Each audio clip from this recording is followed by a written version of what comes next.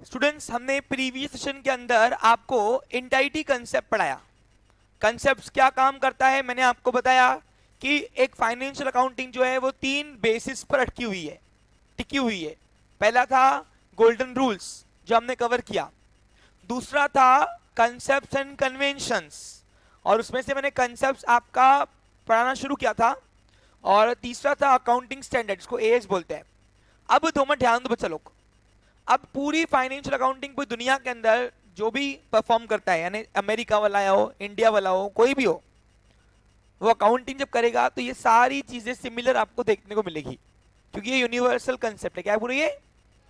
अब उसमें से पहला जो कंसेप्ट देखा था वो था एंटाइटी कंसेप्ट। क्या था? कंसेप्ट का मतलब था अजम्पशंस।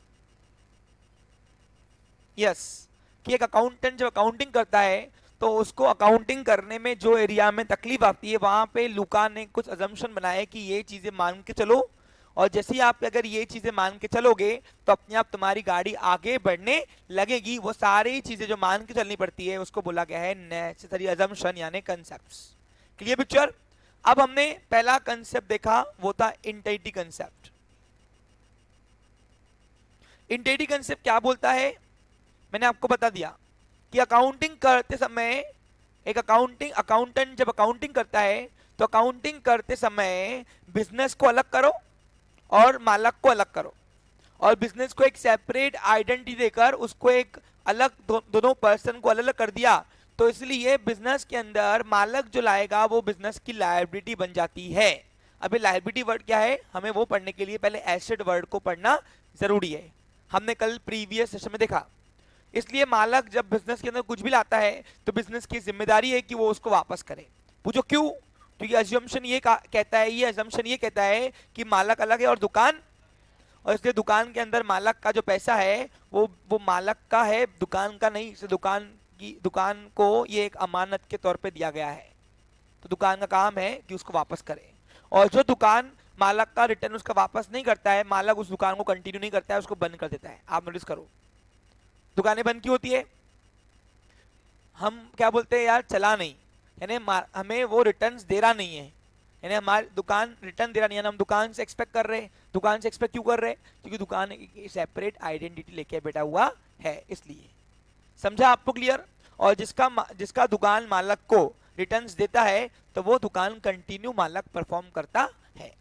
ये ओनली अजम्पशन है। क्या है ओनली? ये रियल में ऐसा कुछ है क्या? रियल में दुकान तुम्हारी है और दुकान तुमसे कोई अलग नहीं है, जॉइंट जॉइंट एंटिटी है, हाँ याद रखना। लेकिन अकाउंटिंग करते समय सभी अजम्पशन किया गया है, क्योंकि जब तक हम अज्यूम नहीं करेंगे तब तक के हम ओनर के पर्सनल अफेयर्स, मतलब ओनर सॉरी बिजनेस के अफेयर्स को रिकॉर्ड नहीं कर पाएंगे। अगर दोनों को मर्ज कर दिया तो ना यहाँ का अकाउंटिंग कर पाएंगे ना वहाँ का, इसलिए हमें ओनर के पर्सनल अफेयर को छोड़ना पड़ता है कि जा कुछ भी कर, हम रिकॉर्ड करने के लिए कैपेबल नहीं है, क्योंकि हम अकाउंटिंग दुकान की करते हैं ना कि मालक की। इसलिए आप देखो आपके ओनर के कोई भी एक भी ट्रांजेक्शन, पर्सनल ट्रांजेक्शन, वो बिजनेस के अकाउंटिंग में रिकॉर्ड होता नहीं है। समझा आपको क्लियर? इसलिए आप देखो जब पापा से आप ट्यूशन फीस मांगते हो तो tuition fees is your personal affair of your owner, यानी योर पापास। ओके, दुकान का मालक पापा है ना अभी, तो वो हम रिकॉर्ड नहीं करते हैं। Okay clear picture? समझ में आया आपको अच्छे से? जैसे मुझे बहुत लोग बोलते हैं कि सर वो रेसिपी बना के दो, हमको दुकान में चिपकानी है, अकाउंटिंग में दिखानी है। मैं बोलता हूँ क्या दिखाऊंगा अकाउंटिंग में, दिखा सकते नहीं तुम लोग ये। मैं हंसता हूँ। पूछो क्यों? ट्यूशन पढ़ना is a personal affair of the owner. अरे ओनर अपने बच्चों को ट्यूशन पढ़ा रहा, वो पर्सनल अफेयर है, वो रिकॉर्ड नहीं होता है। No, it's not a business expense, it's a personal expense of the owner, that's why it is not eligible to record in the accounting system. Got it? Clear picture? समझ में आ रहा है आपको? हाँ, तो सिर्फ आपको रिकॉर्ड ये करना है कि मालक ने पैसे कुछ तो भी लाया और कुछ तो भी निकाला, बस ये रिकॉर्ड होता है। अब वो निकालने के बाद वो क्या कर रहा है, दैट इज उसका अफेयर है, वो हम पूछ भी सकते नहीं है और ना ही हमको कुछ मतलब बनता है। क्लियर? इसलिए आप पापा से ट्रिप की फीस मांगोगे या आप पापा से ट्यूशन फीस मांगते हो तो वो पापा दुकान से तो निकाल के देते हैं, लेकिन उसका ट्यूशन फीस भरा, ट्रिप फीस भरा, ये हम दिखा सकते नहीं है अकाउंटिंग में। Clear picture? और ये किसने बनाया? एंटिटी कंसेप्ट ने, दोनों को सेपरेट एंटिटी देकर, आइडेंटिटी देकर। क्लियर? अब मैंने आपको बताया बिजनेस के अंदर मालक जो कुछ भी लाएगा तो बिजनेस के लिए वो लायबिलिटी है। क्या है वो? अब लायबिलिटी का मतलब क्या है, तो वो पढ़ने के लिए हमने कल एक नया टर्म पढ़ा था, व्हाट इज एसेट्स। पहले एसेट्स पढ़ना पड़ेगा, फिर हम जाएंगे लायबिलिटी में। और आज हम ये पूरे कंसेप्ट क्लियर करके ही आज हम खत्म करेंगे, कल इसको इंप्लीमेंट करेंगे। Clear picture? यानी एंट्री में इसको यूज करेंगे। चलिए, तो अभी 2 मिनट ध्यान देंगे बच्चा लोग। हाँ, अब यहाँ पे सबसे पहला सवाल आता है एसेट्स। अब एसेट्स मैंने आपको क्या बताया, हर वो चीज जो तुम्हें कमा के दे, जो तुम्हें कमा के दे, जो तुम्हें प्रॉफिट एंजॉय करवाए, जो तुम्हारे बिजनेस को स्मूथिंग दे, और जिसकी लाइफ 1 साल से ज्यादा हो गई, वो तुम्हारी क्या हो गई? एसेट्स। जैसे एग्जांपल, ट्यूशन क्लास में मैंने एसी लगाई, तो एसी क्या हो गई? मेरी एसेट। लेकिन यही एसी मैंने अपने घर में लगा दी, तो it is not asset for my. Okay, clear picture? ये मेरे लिए फिर एसेट नहीं हुई। एसी घर के लिए लगाई, इट्स माई पर्सनल अफेयर, जो रिकॉर्ड करता नहीं है अकाउंटिंग। लेकिन यही एसी दुकान में लगा दी, तो ये बन गई बिजनेस की एसेट्स। तो बिजनेस में लाई हुई चीजें की बात करते हैं, घर में नहीं तो ऐसे तो फिर घर के भी सब मिक्स कर देंगे। घर में रेफ्रिजरेटर है, तो हमने कभी अपने बुक्स ऑफ अकाउंट में रेफ्रिजरेटर देखा क्या? घर में लिफ्ट भी है, तो घर के लिफ्ट का हमने कभी दुकान में दिखाई क्या? नहीं दिखाई, हम दिखा सकते ही नहीं है भैया। It is not eligible to maintain the personal affair of the owner. Clear picture? क्योंकि दोनों को अलग अलग आइडेंटिटी दी गई है। अब जितने भी बिजनेस के अंदर एसेट्स है, वो 2 कैटेगरी में डिवाइड हो चुके हैं। पहला, देखो मैं आपके बुक से क्यों नहीं पढ़ाता हूं, कभी कभी कुछ टेक्निकल बातों को स्किप करना पड़ता है ये एज में। अगर मैं टेक्निकल बातों पे जाऊंगा ना, तुम पूरा डिस्टर्ब हो जाओगे, कंफ्यूज। इसलिए हम नेचुरल फ्लो से पढ़ा रहे हैं आपको भाई, जो नॉर्मल लैंग्वेजेस है, जो आपको दिखती है, जिसको आप समझ सकते हो, उसी लैंग्वेज में आपको मैं पढ़ा रहा हूँ। समझा आपको? क्लियर? लेकिन कोई इसको रॉन्ग नहीं करता, जो मैं आपको लैंग्वेज लिखाता हूँ ना, उसको कोई रॉन्ग नहीं कर सकता, कोई भी नहीं, और ना ही कोई डिनाई करेगा इसको। 110%। वो दो आपको अप्रिशिएट करना कि भाई नहीं, अच्छा क्रिएटिव पार्ट है ये। समझा आपको? क्लियर? अगर खुद वो पर्सन क्रिएटिव होगा तो। हाँ, चलिए, कंडीशन है यस। अब बिजनेस के अंदर जितनी भी एसेट्स है, वो 2 क्राइटेरिया में डिवाइड हो चुकी है। पहला आता है टेंजिबल, लिखिए।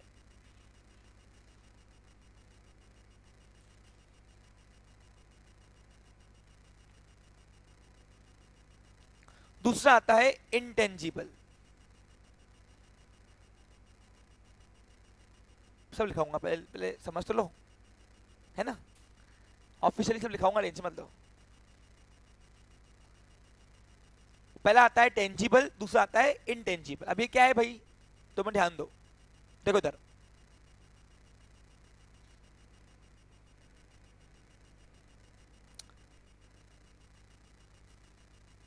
देखो, टेंजिबल का मतलब होता है ऐसी एसेट बिजनेस की जिसे हम टच कर सकते हैं, जिसे हम फील कर सकते हैं, जिसे हम देख सकते हैं, जिसे हम देख सकते हैं, और वो ऐसी चीजें जो मुझे कमा के दे, तो उसको अपन बोलेंगे टेंजिबल एसेट्स।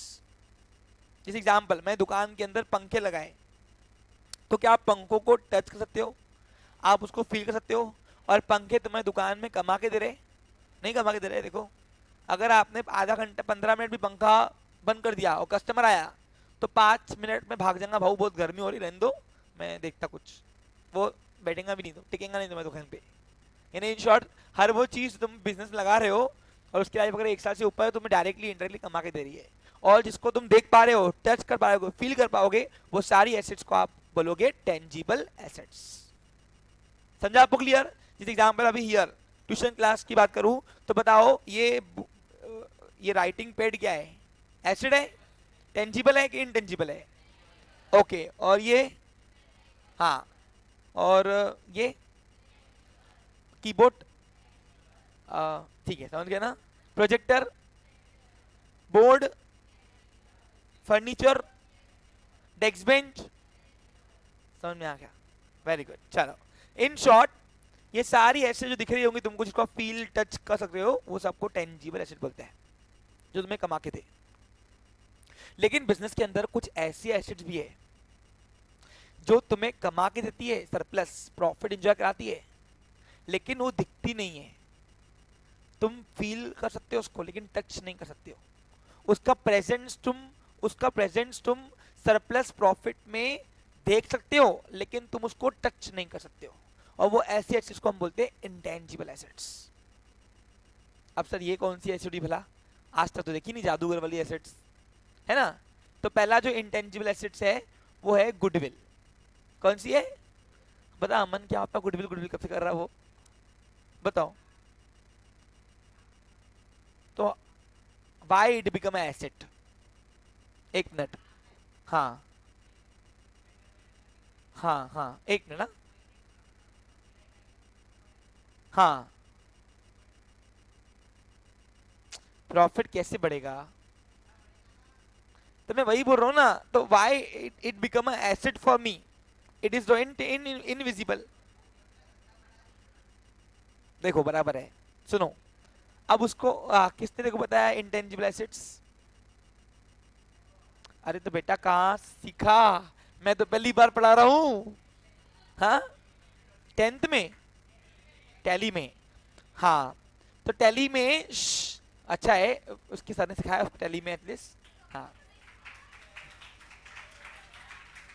नहीं शैलेश सर सिखाते हैं, वो बेईमानी नहीं करते।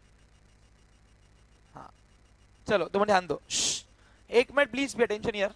हाँ एक, हाँ बोलिए। एक मिनट मैं सब बता रहा हूँ, टेंशन मत लो। उसका कंसेप्ट अधूरा है थोड़ा, अब मैं उसको स्पेसिफाई कर दे रहा हूँ, ठीक है। तुम्हें ध्यान दो, चलो उसने नाम तो निकाला वही बहुत है, उसको पता तो एटलीस्ट इंटेंजिबल एसेट गुडविल कुछ भी है। अब मैं मेरा काम है उसको समझाना। अभी ध्यान दो, देखो इधर। अब देखो बिजनेस के अंदर, बिजनेस के अंदर कुछ ऐसी एसेट्स है जिसको आप टच नहीं करते, जिसको आप देख सकते नहीं हो, लेकिन उसका प्रेजेंस आप फील कर सकते हो in the in the form of surplus profit. Surplus profit, तो वो जो एसेट्स होती है जो तुम्हें कमा के दे ज्यादा, तो उन एसेट्स को हम बोलते हैं इंटेंजिबल एसेट्स। और उसमें 3-4 एसेट्स है जो तुमको मेरे को पढ़ाना है आज। पहला आता है गुडविल। गुडविल का मतलब क्या होता है? रेपुटेशन, जो उसने बताया। जब भी एक बिजनेस ऑर्गेनाइजेशन रेपुटेशन मार्केट में गेन कर देता है तो वो सरप्लस प्रॉफिट एंजॉय करता है। और वो सरप्लस प्रॉफिट जो एंजॉय करता है बिकॉज उसने अपनी एक ब्रांड वैल्यू क्रिएट कर दी, इसलिए वो सरप्लस प्रॉफिट एंजॉय करता है। तो उसकी वजह से वो जो उसका रेपुटेशन, उसका नाम जो है वो उसका एसेट बन जाता है, क्योंकि वो उसको सरप्लस प्रॉफिट में एंजॉय करवाता है। अब कैसे, सुन लीजिए। Goodwill is not visible but it can be feel in the term of surplus profit known as super profit. यानी with the help of goodwill you can earn a super profit यानी surplus profit from your competitors। Example दू, ध्यान दो समझो इसको। आज जहां से जाओगे गुडविल समझ में आ जाएगा, गारंटी मेरी। देखो गुडविल का मतलब होता है रेपुटेशन। जब भी तुम्हारी दुकान बिजनेस मार्केट के अंदर रेपुटेशन अर्न कर लेती है तो वो बन जाती है ब्रांड वैल्यू। क्या बनती है? तो वो जब ब्रांड बन गई एक बार चीज तुम्हारी, या तुम्हारा फर्म नेम जो है वो ब्रांड बन गया एक बार, तो उसके बाद क्या होता है? उसके बाद तुम बाकी अपने कॉम्पिटिटर से ज्यादा कमाते हो। तो इनडायरेक्टली तुम्हारे नाम ने, तुम्हारी रेपुटेशन ने तुम्हें कमा के दिया। और मैंने तो तुमको बताया हर वो चीज तुम्हें कमा के दे वो तुम्हारी क्या है? एसेट्स। तो इसलिए, लेकिन ये एसेट दिखती नहीं है, इसलिए हम इसको बोलते हैं इनविजिबल एसेट यानी इंटेंजिबल एसेट्स। इसको आप टच नहीं करते, लेकिन इसका प्रेजेंस जो है आप इसको फील कर सकते हो in the form of super profit. अब कैसे, ध्यान दो समझो। ये प्रोफेशन में भी लागू होती है और बिजनेस में भी। दोनों एग्जांपल दूंगा आपको आज मैं। देखो ध्यान दो, सपोज समझो इस चीज को। देखो क्या हुआ, अब देखो मैं 11th-12th आपको पढ़ा रहा हूं और मेरी फीस है 18,000 रुपए 2 साल की, बराबर कि नहीं? ए इधर देख रहे भाई, बाद में नहीं समझेगा, मैं जिम्मेदार हूं नहीं। भावेश उधर देखने का अधिकार नहीं, देखो इधर देख। हाँ अब बताओ, मैं 2 साल तुमको पढ़ा रहा हूं, मेरी फीस कितनी? 18,000 रुपए। अब मार्केट में कोई एक्स नाम का पर्सन है, एक्स नाम का पर्सन है जो 11-12 के 48,000 रुपीज लेता है, सब 11-12 के। अब आप बताओ वो ऐसा क्या पढ़ा रहा है कि मेरे से 3 टाइम ज्यादा अमाउंट ले रहा है भाई? क्या वो तुमको सोने की चेयर पे बिठाएगा क्या? पढ़ा तो वही रहा हूंगा, पढ़ा तो वही। चलो 19-20 का फर्क समझते, लेकिन प्राइस में 19-20 का फर्क नहीं है ना भैया, प्राइस में तो बहुत फर्क है। और फिर भी उसके बाद लोग जा रहे, तो हम जो वो ज्यादा कमा रहा है। देखो मार्केट में कॉमर्स की 11-12 की प्लेन की फीस जो मार्केट प्राइस है वो 20 या 20 के बिलो है। यानी सारे ट्यूशन क्लास में देखोगे तो मैक्सिमम 20 देते होंगे, उससे ऊपर कोई 11-12 का मार्केट का प्राइस ही नहीं है एक्चुअली कॉमर्स की फील्ड में, बराबर कि नहीं? लेकिन बावजूद उसके एक एक्स नाम का पर्सन है जो मार्केट में उद्यम कर रहा है। उद्यम कैसे कर रहा है भाई? कि भाई हम जब सारे कॉम्पिटिटर्स 18, 20, 19 जो रिकॉग्नाइज ऑर्गेनाइजेशन है वो भी 19-20 में अटकी हुई है, लेकिन ये आया और उसने बोला भाई मेरे पास तुमको पढ़ना है तो 48,000 रुपए लगते, 48,000 रुपीज। अब तुम बताओ बाकी लोगों से वो एक्स नाम का पर्सन पर बच्चे के ऊपर कितना कमा रहा है? ज्यादा ज्यादा कितना कमा रहा है? अरे 48 में से 18 गायब करो ना, 30,000 रुपए होते। वो 30,000 रुपए जो ज्यादा कमा रहा है पर बच्चे से, उसको हम बोलेंगे सुपर प्रॉफिट। और वो सुपर प्रॉफिट इसलिए एंजॉय कर रहा है क्योंकि मार्केट में उसकी गुडविल है। समझा? पूरा खेल नाम पे चलता है। अरे आ रहा क्या? किसी का नाम मत लो रे बाबा, अटकाओगे क्या मेरे को? तो यानी क्या कहूंगा कि वो एक्स नाम का पर्सन बनने से 30,000 रुपए सरप्लस प्रॉफिट एंजॉय कर रहा है पर स्टूडेंट के ऊपर। हम कह सकते हैं कि उसकी गुडविल है। वो क्या है? उसकी वो गुडविल। अब पढ़ाता तो वही होगा भैया, 19-20 का फर्क हो सकता है, मैं मानता। जरूरी नहीं कि अपन ही अच्छा पढ़ाएंगे, वो भी थोड़ा अच्छा पढ़ा सकता है, कोई बात नहीं है।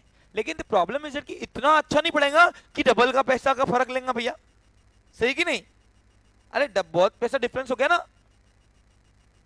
कहाँ 18-20 और कहाँ 48-50, है ना? अपने ही भाव से थे लेकिन फिर भी लोग जा रहे हैं उसके पास। क्यों? बिकॉज मार्केट में उसकी रेपुटेशन है। क्या है उसकी? तो मैं कहूंगा कि उसकी गुडविल है, हमको उसकी रिस्पेक्ट करनी है भैया। हम लोग उसको नहीं करेंगे, उसने अपने कमाई हुई है वो चीज, सही है कि नहीं? तो ऐसा नहीं है कि मैं उसको डिनाई करूंगा कि इतना रेट नहीं चल रहा तुम कैसे ले सकते हैं। नहीं, आपका रेपुटेशन है, लोग आपके पास आ रहे हैं, आपको पे कर रहे हैं लोग, यानी आपका उतना बना हुआ है होल्डिंग। डोंट भाई, हम उसकी रिस्पेक्ट करेंगे मार्केट में, तो डिनाई नहीं कर सकते उसको भाई, नहीं, इट्स ओके। वो कमा रहा है ना, उस पर लोग है ना, यानी इसका मतलब है कि उसकी वो गुडविल है। क्या है उसकी वो? तो ये जब वो सुपर प्रॉफिट एंजॉय करता होगा तो सुपर प्रॉफिट को वो गुडविल के नाम से लिखता होगा। That's why goodwill is not visible, it can be measure in the term of super profit. समझा आपको? क्लियर? अरे आ रहा क्या? अब यानी मैं कहूंगा कि वननेस से वो एक्स नाम की जो गुडविल है, एक्स की जो गुडविल है वो 30,000 रुपए की कितनी है? अब वो टोटल बच्चों काउंट करेंगे तो जितना भी अमाउंट ज्यादा कमा रहा है वो हमसे, तो हम उसको बोलेंगे कि तेरी गुडविल है, क्योंकि वो मार्केट भाव से ज्यादा कमा रहा है। मार्केट भाव से अब 11-12 में मार्केट का प्राइसिंग क्या चल रहा है? 18, 19, 20, बराबर कि नहीं? अरे मैं रिकॉग्नाइज ऑर्गेनाइजेशंस की बात कर रहा हूं, कोई भी नहीं। समझा आपको? क्लियर? जो वेल एक्सपीरियंस है अपने फील्ड के अंदर। आ रहा क्या समझ में कुछ तुमको?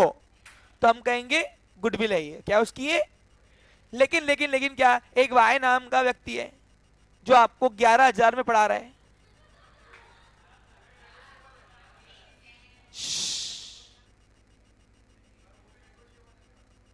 अब उसको लगा कि भाई मैं 11 करूंगा तो कॉम्पिटिटर भी कम करेगा, मैं कम करूं भैया। मैंने क्या इतने 10 साल क्या मक्खियां मारी क्या बैठ के? मैंने फीस बढ़ाई इस साल, उल्टा क्या किया मैंने? 17 की 18 किया ना मैंने, पिछले 17 थी मेरी, खर्चा बढ़ गया तो मेरे को फीस बढ़ानी पड़ेगी, बराबर की नहीं?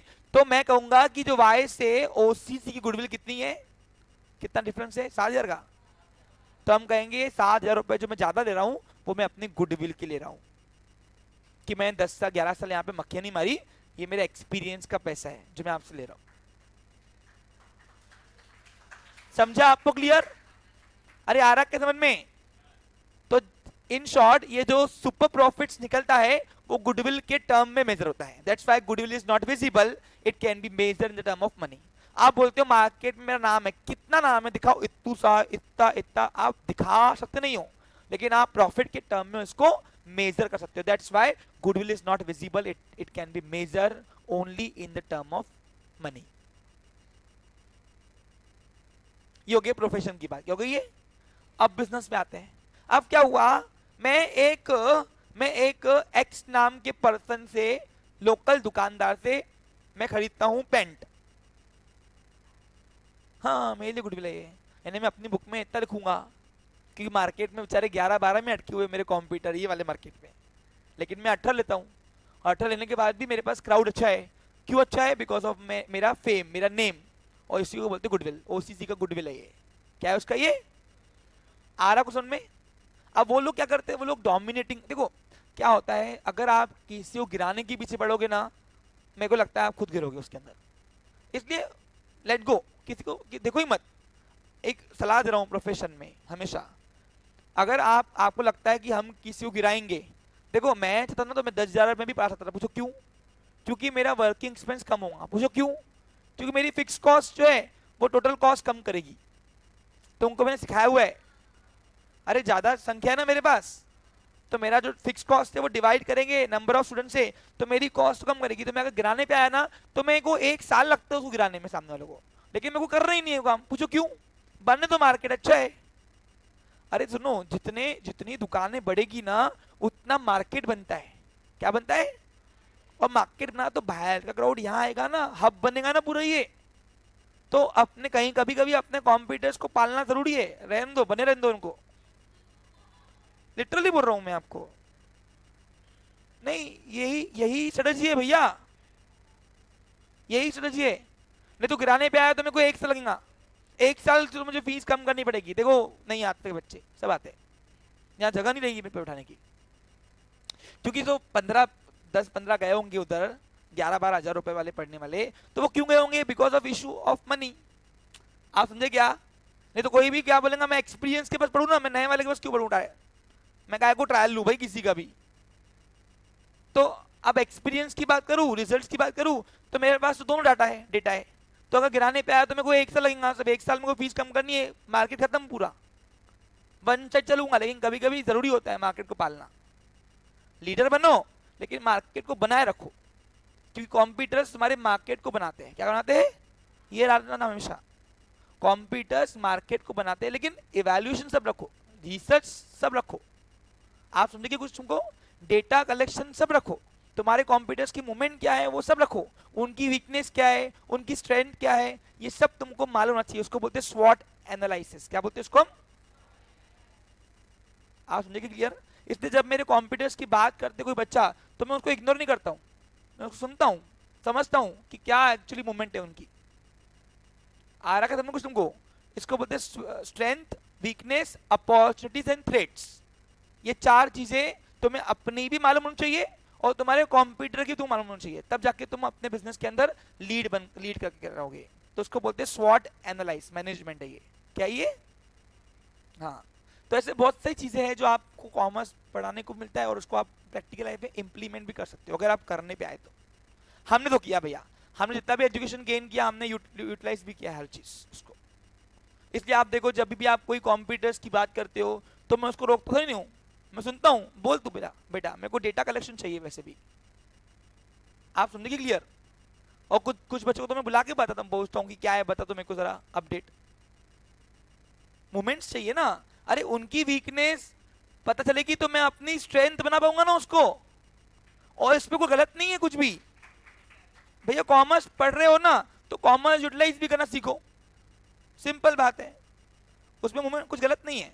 तुमको लगता होगा सर को इधर उधर की पढ़ी कुछ नहीं भैया, जरूरी है करना इवैल्यूएशन। आप इवैल्यूएट नहीं करोगे अपने कॉम्पिटेंस को तो फिर कौन करेगा? अरे भैया राजा को प्रजा बनने में, प्रजा को राजा बनने में टाइम तो लगता, 1 मिनट लगता उसको। आज मैं लीड कर रहा हूं, कल अगर मैंने थोड़ी सी भी गलती कर दी कोई और लीड करेगा, तो मैं अपने हाथ से क्यों भाई जाने दूं अपना होल्डिंग। तो उसके लिए समय समय पर अपने इवैल्यूएशन करते रहो, अगर तुम्हें अपनी गुडविल को मेंटेन रखना है तो। आप औरों से अच्छा क्या दे सकते हो ये तब दे पाओगे जब और लोग क्या दे रहे हैं ये तुम्हें बताना चाहिए। आप समझ लिए? तुमको तुम्हारे कॉम्पिटिटर्स क्या डिलीवर कर रहे हैं, अगर तुम्हें यही नहीं पता तुम बेस्ट कैसे दे पाओगे? तो अपनी पॉलिसी बेस्ट तभी दे पाओगे जब अपने कॉम्पिटिटर्स को तुम इवेल्यूट कर पाओगे। अब बिग बाजार, डीमार्ट, डीमार्ट बाद में आने के बाद भी क्यों ऊपर बढ़ा, बिग बाजार क्यों नहीं बढ़ा? क्योंकि बिग बाजार को लगा कि नहीं नहीं हम तो अपनी ही पॉलिसी बनाएंगे। लेकिन डीमार्ट ने क्या किया, इसको रिसर्च किया, भाई ये कर क्या रहा है, इसकी कमी क्या है।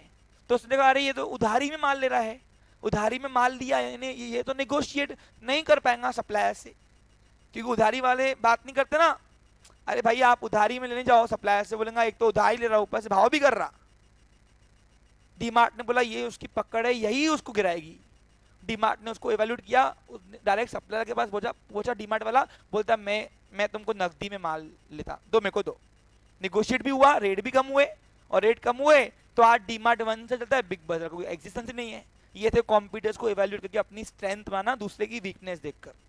समझ में आ रहा? तो इस तरीके से बिजनेस चलता है पूरा। ऐसे ही नहीं बिजनेस चलेगा जब तक आप अपने आप में पड़ी रहोगे कि जान दो नहीं देखते, गलत कर रहे हो तुम लोग। तुमको देखना पड़ेगा कि तुमको सेम मार्केट में तुम तो आ रहा, आपको समझ में तुम कुछ। अब देखो, आप नोटिस करो, जो वाई वाले की बात कर रहा हूं मैं इधर वो क्या बोलता है कि भले मेरे पास मत पढ़ो लेकिन ओसीसी मत जाओ, फिर वो तुमको जेड का नाम बताएगा।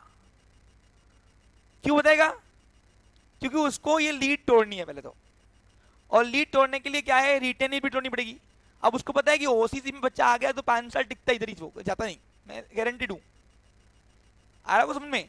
तो इससे क्या हुआ, इससे वो जेड वाले के पास रिटेन भी नहीं है ना, तो वो क्या सोच रहा होगा वाई वाला कि जेड वाले के पास 1-2 साल पढ़ेगा, ठीक है, उसको मजा नहीं आएगा, वापस वो मेरे पास आएगा। तो यानी चांसेस है आने के वापस, लेकिन यहां से हिलने के चांसेस नहीं है ना उसको, तो इसलिए वो यहाँ पे रिटेन ही भी तोड़ता है वो। तो वो क्या करता है, वो मेरा नाम खराब करके वो जेड के पास भेजेगा आपको, अगर उसके पास नहीं पढ़ोगे तो। वो बोलेगा वैसे मेरे पास नहीं बन रहा, लेकिन यहाँ से हिलने की चांसेस है, लेकिन यहाँ से हिलने की चांसेस नहीं है ना उसको कुछ भी। तो इसलिए आप देखो वो रिकमेंडेशन आपको दूसरे का नाम देगा। तो इस तरीके से ये लीडिंग तोड़ना होता है, ये भी एक मार्केटिंग स्टंट है और कुछ नहीं है। तो ये सब प्रोफेशन है, चलता है, इट्स ओके। आ रहा को समझ में? टाइप है, टाइप, गठबंधन की सरकार।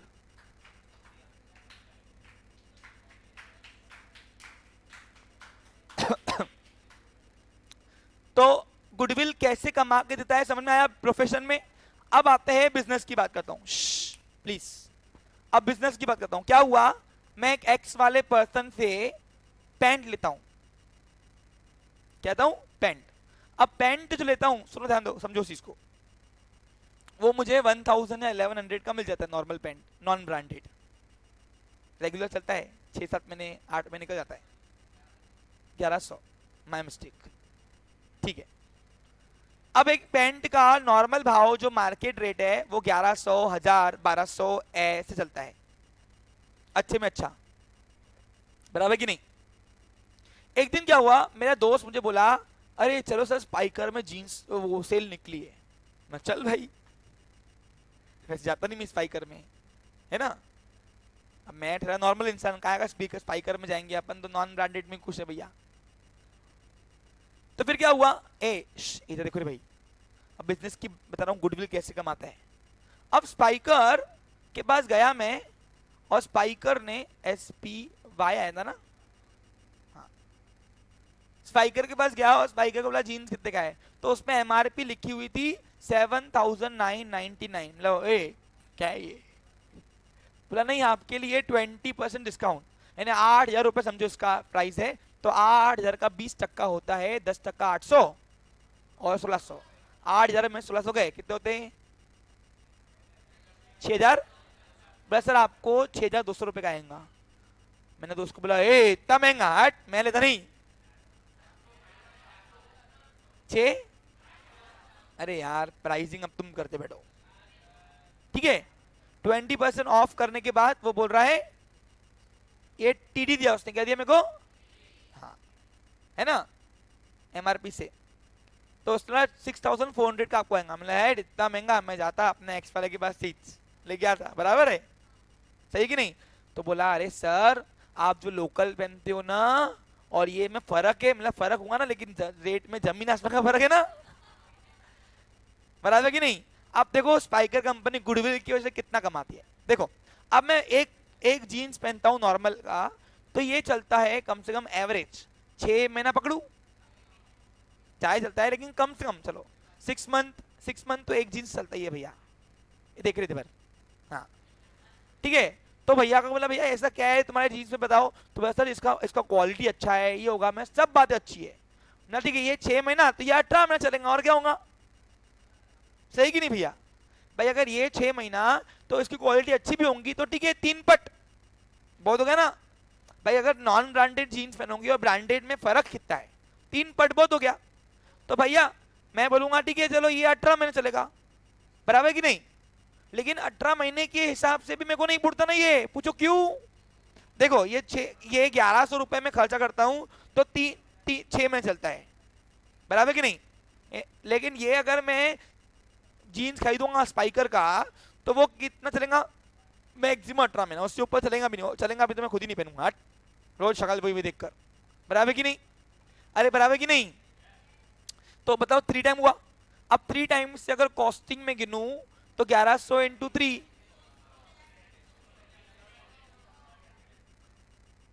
इसकी प्राइसिंग मेरे हिसाब से सर 3,300 रुपए हो रहे हैं। आप ले कैसे रहे हो 6,400 रुपए, बोला सर कंपनी की ब्रांड नहीं है, ब्रांड का वैल्यू है, ब्रांड पहनोगे तो दूर से फोकस होता है, स्पाइकर का पहना है तो सर वो नाम का पैसा नहीं लेंगी कंपनी, लेगी नहीं लेगी। अब बताओ वो 3,300 वाला जीन्स कितने में बेच रही,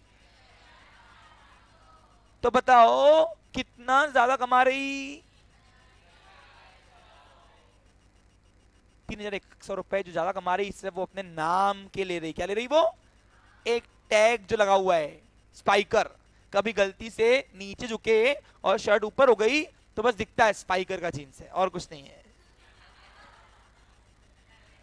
वो दिखाने का अपने को 3,100 रुपए अलग से देना पड़ता। और ये जो दिया गया सुपर प्रॉफिट एंजॉय कर रही कंपनी बिकॉज ऑफ गुडविल। मैं मानता क्वालिटी अच्छी होती है, तो क्वालिटी मैंने 3 टाइम ज्यादा पकड़ ली ना भैया, उससे ऊपर थोड़ा होंगी, कोई सोने का थोड़ा दे रही मेरे को, बट वो जो पैसा है जितनी क्वालिटी दे रही है उससे कहीं गुना ज्यादा ले रही है, और वो ज्यादा जो ले रही है वो अपने नाम का ले रही है, वो उसकी गुडविल है, क्या है उसकी वो। इसलिए आज लोकल दुकानदार से ज्यादा कंपनियां कमाती है, कंपनी ब्रांडिंग कमाती है, क्योंकि वो गुडविल एंजॉय करके बैठी हुई है। तो बिजनेस में भी अगर एक बार आपका नाम चढ़ गया तो आपका 10 वाला समोसा 15 रुपए में भी बिकता है, समझा। अभी समझा तुमको कुछ। नॉर्मल समोसे का भाव क्या चल रहा, 10 रुपए 12 रुपए, लेकिन राठी वाला कितने का बेचता, 15 का बेचता। 3 रुपए पर समोसे पे कमाई ज्यादा वाली, ज्यादा, वो 12 में भी लोग कमा रहे, ये भी कमाता था, लेकिन ये 15 की बेचता, ज्यादा कमा रहा कि नहीं कमा रहा, बिकॉज ऑफ गुडविल। और फिर भी हम दूर जाते कि नहीं खाने के लिए, भाई समोसा खाना तो राठी के खाएंगे, बराबर कि नहीं। तो जो राठी वाला 3 रुपए ऊपर से कमा रहा मार्केट भाव से, तो वो अपनी गुडविल का कमा रहा है, समझा क्लियर। तो बिजनेस में कैसे गुडविल हमको सुपर प्रॉफिट देती है, होपफुली आपको समझ गया होगा। और वो गुडविल दिखती नहीं है, आप उसको दिखा सकते नहीं हो, इसलिए वो इनविजिबल एसेट हो जाती है। आप समझा क्या, यस। अब हम बात करते हैं दूसरा इनविजिबल एसेट्स, यानी इनटेंजिबल एसेट, वो है पेटेंट्स। लिखो 3 टाइप के इनविजिबल एसेट्स है बिजनेस के अंदर। यानी आज के बाद क्या करोगे, focus on your reputation, okay. सबसे पहले नया बिजनेस स्टार्टअप शुरू करने के लिए सबसे पहले प्रॉफिट पे मत फोकस करना, हाँ रेपुटेशन पे करना। एक बार रेपुटेशन बिल्ड हो गई, प्रॉफिट अपने आप आ जाएगा, उसके लिए अलग से एफर्ट्स करने की जरूरत तुमको नहीं पड़ेगी। आ रहा को समझ में। अब देखो अभी अभी पिछले 2 महीने के पहले इंसिडेंट क्या हुआ था, मेरे पास वो एक्स नाम के 12th के 2 बच्चे आए, सुनने वाली बात है समझो उस चीज को, इसी के फ्रेंड्स है वो। तो देखो यहाँ पे कोई भी चीजें मैं ऐसे फिक्टिशियस नहीं बोलता, उड़ने वाली बात है, सब जो है वो बताता हूं तुमको मैं। अब क्या हुआ, इसके पास 12th की अभी रनिंग बैच है ना, एक्स वाले के पास, सामने वाले के पास, उसके पास 10-12 बच्चे।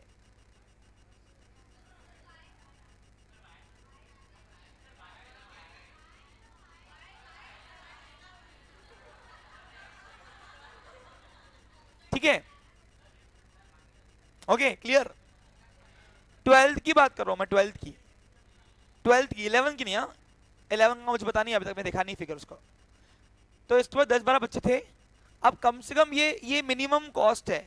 अगर हमें बीईपी देखना है तो बीईपी यानी ब्रेक इवन पॉइंट होता है, उसको बोलते हैं मुद्दल, यानी हमको कमाना ही नहीं है 2 साल, फिलहाल हमको सब सर्विस देनी है मुद्दल भाव में। तो कम से कम कितने बच्चे चाहिए, तो वो बीईपी पॉइंट बोलता है। देखो जैसे मैंने आपको बताया था ना कि भाई नो प्रॉफिट नो लॉस पे, जैसे आप थिएटर में गए हो कभी, थिएटर वाला क्या बोलता है, कम से कम इतने लोग आएंगे तो मैं शो चलाऊंगा आज, मैं तो कैंसर हुआ। तो वो अपना बीईपी पॉइंट जानते हो भाई, इतना कम से कम मुद्दल निकलेगा अपना, भाई मेरे को फिर पड़ेगा कम से कम। तो 10-12 बच्चे उसका बीईपी होगा लगता कि भाई इसमें वो 2 साल मुद्दल निकाल देगा भाई, फिलहाल उसको सर्वाइव ही करना है मार्केट में और अपनी स्टेप वो सही खेल रहा। तो उसने रिजल्ट इस साल दिया नहीं कुछ भी 12 का, तो सामने वाले 2 बच्चे वहां से ब्रिलियंट स्टूडेंट निकल के आ गए।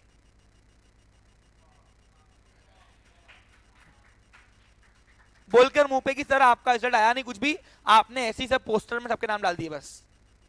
आप देखो ना, पोस्टर में सबके नाम थे लेकिन पर्सन एक के भी नहीं थे, एक के थे। ध्यान दो, समझो इस चीज को। हाँ मैं मार्केट की स्ट्रेटजी तुमको बता रहा हूं कैसे खेलते हैं लोग। अब 2 बच्चे यहां से गए तो उसकी बैच हिल गई। क्यों हिल गई इसकी बैच? क्योंकि फैकल्टीज का रिटर्न निकलना नहीं था। जो फैकल्टी पढ़ाने आती ना, तो उसको एक मिनिमम रिटर्न चाहिए होता है भाई उस, और पर हेड पर बच्चे के हिसाब से रिटर्न रहता है रेवेन्यूज। तो फैकल्टी छोड़ के जा रही। अब वो बच्चों को वापस लाने के लिए कम से कम वो उनके घर में 20 बार गए होंगे, 20 बार दुकान पे गए थे, भेजो भेजो, हमसे गलती हो गई क्या, ये हो गई क्या। वो बच्चे बेचारे मेरे पास बोले सर हम बहुत भिन्न हो गए, रोज आए दिन हमें फोने आ रही है, एक तो हमने उनको बोल दिया हमको नहीं पढ़ना है फिर भी फोने आ रही है, समझो इस चीज को। हाँ और बोला सर वो मेरे पापा को सिर्फ इमोशनल कर रहे कि अगर ये 2 बच्चे नहीं आएंगे तो मेरी पूरी बैच बिखर जाएंगी, ऐसा हो जाएगा वैसा हो जाएगा। लिटरली बोल रहा हूँ, कोई ऐसा वो झूठ नहीं बोल रहा मैं आपको। मैंने यार रहने दो, मेरे को 2 बच्चे तुम नहीं मिले मेरे को कोई फर्क नहीं पड़ता है, मेरे पास रिजल्ट देने वाले बहुत बच्चे आएंगे, खुद बनाऊंगा ना मैं, टेंशन क्यों है, तुम जाओ एक साल पढ़ो देखते हैं अगले साल क्या है। तो मैंने उनको चालू सेशन में भेज दिया वापस, जाओ यहाँ पे वो एक महीना पढ़े, मैंने जाओ रहने दो, रोज वो एक एक दिन तुमको भिन्न कर रहे। और मेरे को मालूम था कि कॉम्पिटिटर्स को फलने फूलने दो, मार्केट बना के रखेंगे वो। अगर मैं उनकी बैच तोड़ने पे आता था तो मैं उनको रिटेन कर सकता था, लेकिन मैंने रिटेन नहीं किया। क्यों नहीं किया? क्योंकि कॉम्पिटिटर्स को फलने फूलने दो थोड़ा बहुत, जरूरी है। मार्केट बनाएंगे, क्या बनाएंगे? मार्केट बनाते ना, कॉम्पिटिटर हमेशा मार्केट बनाते आते ना। परफेक्ट मार्केट तभी बनता है जब कॉम्पिटिटर बढ़ते हैं। क्योंकि बाहर का क्राउड यहाँ पे क्यों आएंगे? क्योंकि सिंधी गेम एजुकेशन हब बनेगा तब आएगा। आपको समझ आ रहा है कुछ स्ट्रेटजी? एक ट्यूशन क्लास से नहीं आते। तो फिर मैंने रहने दो, जान दो, मैंने 2 बच्चों को भेज दिया वापस और अब वो उधर पढ़ रहे। अब वो उधर पढ़ रहे तो अभी वो क्या बोल रहे, देखो ये वहां से वापस आए। अब वो क्या बता रहे लोगों को कि देखो ये 2 बच्चे यहाँ गए थे टेस्ट करने, वापस आए। अब वापस कैसे आए भैया, तुमने वो भी तो देखो। मतलब वापस आए नहीं, मैंने खुद भेजे, लो 2 बच्चे। समझा आपको क्लियर? अरे आ रहा कुछ समझ में तुम कुछ? तो ये स्ट्रेटजीज होती है और कुछ नहीं होता है, ये प्रोफेशन में करना पड़ता है अगर तुमको सर्वाइव ग्रोथ करनी है तो। आगे प्रोफेशनल अगर एजुकेशन सेक्टर से जाओगे तो प्रोफेशनल एक्टिविटी करोगे, तो वहां पे सब करना पड़ता है हर चीजें। अब आते हैं, चलो नेक्स्ट है पेटेंट्स। पेटेंट्स पेटेंट्स का मतलब क्या होता है सुनो। पेटेंट्स का मतलब जो होता है, बच्चे लोग ध्यान दो इधर,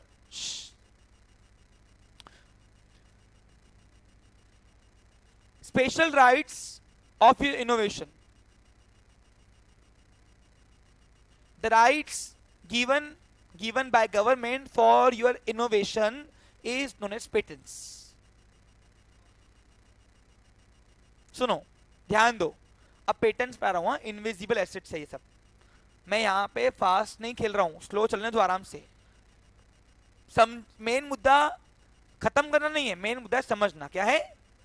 अब देखो, अब टेली वाले सर ने उसको एक ही नाम बताया था, इनविजिबल गुडविल। मैं दो और कॉम्प्लीमेंट्री बता रहा हूं बेटा, बता देना सर को भी। पेटेंट्स। अब पेटेंट्स क्या होता है सुनो। पेटेंट्स का मतलब होता है the special rights given by government for your innovation. सुनो ध्यान दो क्या होता है। जब भी इस दुनिया के अंदर तुमने कोई नई चीज का आविष्कार किया, नई चीज का, नई टेक्निक का, या नई थिंकिंग का ऑलरेडी, या कुछ तो भी आपने नया कुछ तो भी लिखा जो दुनिया में अभी तक नहीं था, कुछ तो भी, यानी इन शॉर्ट इनोवेशन कोई तो भी किया आपने, कोई तो भी इनोवेशन किया, तो उस इनोवेशन पे मूल रूप पे अधिकार आपका है। ये कैसे हो? तो उसके लिए जो इनोवेटर होता है, इनोवेटर यानी जो इनोवेशन बनाता है, उसको वो गवर्नमेंट के पास रजिस्टर करता है। क्या करता है वो? रजिस्टर करता है। और एक बार उसने रजिस्टर कर दिया कि 14 साल तक के उसका ओनरशिप राइट्स आपके पास है, उसके बिना पूछे कोई आपका वो जो आविष्कार है न बना सकता और ना ही चुरा सकता। तो वो जो आपकी प्रॉपर्टी आपके दिया, जो आपको कमा के देगी, क्या देगी वो आपको? लेकिन वो दिखती नहीं है, इनविजिबल है, क्योंकि राइट्स तो दिखते। अरे राइट्स कहाँ दिख रहे तुमको? राइट्स तुम्हारे पास है, ये सब लिखत में क्या है वो, लेकिन तुम उसको दिखा सकते क्या? नहीं। तो वो जो राइट्स तुमको दिए गए, उस राइट्स को हमने नाम दिया पेटेंट्स। और इस पेटेंट्स के चक्कर में ही बिल गेट सबसे ज्यादा अमीर बन गया। उसने माइक्रोसॉफ्ट सॉफ्टवेयर बनाया। क्या बनाया उसने? अब माइक्रोसॉफ्ट सॉफ्टवेयर ऐसा कमर्शियल सॉफ्टवेयर है कि आज अगर 100 कंप्यूटर चल रहे होंगे तो 90 से ऊपर के कंप्यूटर में माइक्रोसॉफ्ट का ही यूज करके हम यूज करके चलाते हैं। आपका जो ये ब्लैक बोर्ड दिख रहा, ये भी माइक्रोसॉफ्ट भैया की ही देन है, यानी बिल गेट्स की। आज आप ऑनलाइन शिक्षा ले पा रहे हो because of Microsoft. One note Microsoft का है भैया, समझ लगा तुमको? अब माइक्रोसॉफ्ट सॉफ्टवेयर जब बिल गेट्स ने बनाया, सुन लीजिए, तो बिल गेट्स ने उसके अपने पहले उस राइट्स लिए, गवर्नमेंट से कलेक्ट किया कि ये मूल रूप पे मेरा सॉफ्टवेयर है, इसको कोई मेरे बिना परमिशन की कोई बना सकता नहीं है। और आज पर कंप्यूटर वाले, देखो कंप्यूटर वाले कौन है? माइक्रोसॉफ्ट। बिल गेट्स कंप्यूटर नहीं बनाता, बिल गेट्स ने सब सॉफ्टवेयर बनाया। क्या बनाया उसने? कंप्यूटर को हमने डेल, एचपी, ये कंपनी बनाती है। लेकिन ये कंपनियां माइक्रोसॉफ्ट वाले भैया को बोलती है, बिल गेट्स को, कि बिल गेट्स भैया आपका सॉफ्टवेयर हमारे कंप्यूटर में दोगे, क्योंकि उसके बिना हमारा कंप्यूटर डब्बा है। क्या है? बराबर कि नहीं? आप अगर माइक्रोसॉफ्ट को निकाल दोगे तो कंप्यूटर को यूज ही नहीं है, देखो ना। तो फिर माइक्रोसॉफ्ट वाले बना, क्यों भैया, मेहनत मेरी मलाई तुम्हारी, काम सुना सुनको, यानी मेहनत मैं करूं और मलाई तुम खाओ बैठ के, यानी प्रॉफिट तुम कमाओ, मुझे क्या मिलेगा? तो उसने बोला कितना चाहिए? बोला पर कंप्यूटर इतना इतना अमाउंट मेरे अकाउंट में जाना चाहिए।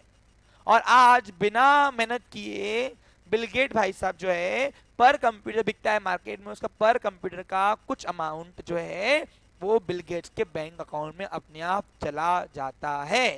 अगर बिल गेट्स ने बोल दिया कि 1000 कंप्यूटर में ही मेरा माइक्रोसॉफ्ट सॉफ्टवेयर आना चाहिए, और कंपनी ने गलती से 1001 सॉफ्टवेयर में भी डाल दिया, 1001 सॉफ्टवेयर भी यूज कर दिए, 1001 कंप्यूटर में भी यूज कर दिया, तो एक कंप्यूटर जो एक्स्ट्रा का किया उसने, इससे पूरी कंपनी सील हो सकती है। क्योंकि माइक्रोसॉफ्ट की होती है, की क्या होती है? की। जब वो की अपलोड नहीं करते तो एक्टिवेट नहीं होता है वो, और वो एक्टिवेट हुआ बिल गेट भाई साहब को घर बैठे बैठे मालूम पड़ता है कि मेरे कितने पीसीज में आज माइक्रोसॉफ्ट चल रहा है, सॉफ्टवेयर चल रहा है हमारा, और इससे वो अंदाजा लगाता है कि इतने अकाउंट में आना चाहिए कंपनियों से पैसा। और इसलिए पर कंपनियां आज उनको बैठे बैठे क्या दे रही है? कॉपीराइट्स के पैसे दे रही है, और वो कमा रहा है सरप्लस प्रॉफिट अपने सिर्फ एक एसेट की वजह से, ऐसी एसेट जो दिखती भी नहीं है, वो है पेटेंट्स। क्या है उसकी? पेटेंट्स। समझा अभी आपको? तो पेटेंट्स का मतलब स्पेशल राइट्स गिवन। आपने वो देखिए मूवी पैडमैन, पैडमैन मूवी में आपने वो देखा, वो कौन है? अक्षय कुमार जो पैड बनाने की मशीन बनाता है, तो सोनम कपूर उसको पेटेंट्स करके देती है, उसको याद करो। और फिर वो बड़े बड़े कंपनियां उसको बोलती कि हमको ये बनाने का अधिकार दे, हम बनाएंगे कमाएंगे। वो बोलता नहीं, मैं गरीब बच्चों गरीब महिलाओं को दूंगा, रोजगार दूंगा। वो बड़ी बड़ी लंदन यहाँ से होके आता है जहाँ पे उसको अमिताभ बच्चन मिलता है, याद करो। तो वो जो उसने आविष्कार किया उसको पेटेंट्स थे, इसलिए बड़ी बड़ी कंपनियां उसके हाथ पर जोड़ी थी कि हमको बनाने का राइट्स दे। कि जो 2 करोड़ की मशीन आती थी तूने मात्र 50,000 20,000 में बनाने का वो आविष्कार दिया हमें, वो भी एक टेक्निक जो है वो पेटेंट्स किए हुए थे उसने। तो पैडमैन मूवी पेटेंट्स के ऊपर है पूरी। समझा आपको? क्लियर? अरे आ रहा क्या? अब एक यहाँ पे बता रहा हूं, अब देखो एग्जाम्पल। अब मैंने एक बुक लिखी थी, I was in final year, मेरी फ्रेंड के साथ मिलकर। उसकी इंग्लिश अच्छी थी, मेरी तो इंग्लिश वीक थी, तो इसलिए क्या था फिर वो टाइम पे चल मिल के लिखते। क्या हुआ था बता रहा हूँ, I was in final year, हमें हमें बिजनेस इन्वायरमेंट की नोट्स नहीं मिल रही थी और ना ही कोई बुक थी, क्योंकि यूनिवर्सिटी जो है ना, जब आप बीकॉम 11-12 जब पढ़ते हो ना, तो 11-12 में आपको महाराष्ट्र स्टेट बोर्ड पोर्शन भी देता है, आपके बुक्स भी लॉन्च करता है वो। हम वो पढ़ाते हैं बुक के हिसाब से, भले बुक नहीं खोलते लेकिन बुक के हिसाब से पढ़ाते हैं इनडायरेक्टली, बराबर कि नहीं। लेकिन जब आप बीकॉम बीबीए पढ़ने आते हो, यानी यूनिवर्सिटी जाते हो ग्रेजुएशन करने के लिए, तो कोई भी यूनिवर्सिटी जो है वो बुक नहीं बनाती, सब पोर्शन का नाम लिख के देती है बस। बुक्स ऑथर बनाते, क्या बनाते हैं? ऑथर्स। तो हमारे टाइम पे एक सब्जेक्ट था बिजनेस इन्वायरमेंट 3rd ईयर में। उस टाइम पे पूरे अमरावती तक के डिवीजन तक के बिजनेस इन्वायरमेंट की कोई बुक या ना कोई नोट्स थी। अब पढ़े कहाँ से? और ना ही वो टाइम पे बिजनेस इन्वायरमेंट की कोई ट्यूशन क्लास लेता था। तो हमने करना कहाँ से? सब यूनिवर्सिटी का वेबसाइट खोलो तो वहां सब कंटेंट दिख रहेगी, ये कंटेंट पूछ सकते हैं। तो हमने बहुत टेंशन में आ गए थे, सब लोग टेंशन में थे। और तब मेरा एक चलन था कॉलेज में, मेरा नाम चलता था आहूजा। फाइनल ईयर आते आते मैंने अपना नाम बहुत अच्छा कमा लिया था 11 से लेकर। तो मेरी फ्रेंड का नाम था एकता, आज मैरिड हो गई उसकी। तो मैंने बोला एकता यार, टॉपर से हम दोनों कॉम्प्यूटर थे, कौन थे? यानी कभी आगे वो आती थी 1 नंबर से, कभी मैं आगे आता था पूरे पूरे कॉलेज में।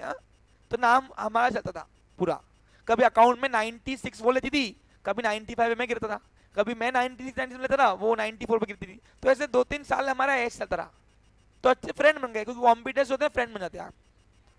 अब दोनों को टेंशन पढ़ाई की, क्लास में हम दोनों ही उद्यम करते थे बस, गर्ल्स में वो बॉयज में मैं। तो फिर हुआ इस तरीके से। आज भी आप जाओगे ना एलआरटी में, तो वो उनका वहां का प्यून तक मेरे को पसंद है, प्यून गज्जू भाई हुआ है वहां पे। हाँ, वो हेल्दी हेल्दी बाहर बैठते, उनसे पूछना अंकुश को पसंद है क्या, तो बोलते हाँ, यहीं से पढ़ा वो।